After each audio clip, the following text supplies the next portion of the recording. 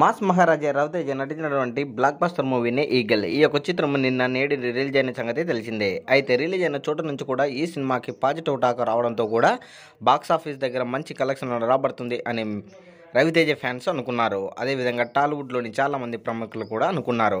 అయితే ఈ యొక్క చిత్రం మొదటి రోజు 12 కోట్ల గ్రాస్ కలెక్షన్లు సాధించినట్టు అధికారికంగా ప్రకటించారు. అంటే 7 కోట్ల షేరు వచ్చినట్టు తెలియజేశారు.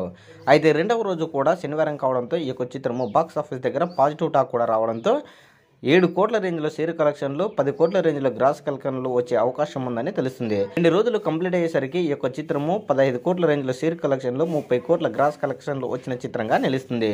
ఈగల్ చిత్రము 2 రోజులు కంప్లీట్ అయ్యేసరికి 30 కోట్ల గ్రాస్ కలెక్షన్లు రావడంతో రవితేజ ఫ్యాన్స్ కూడా తెగ ఆనందం వ్యక్తం చేస్తున్నారు.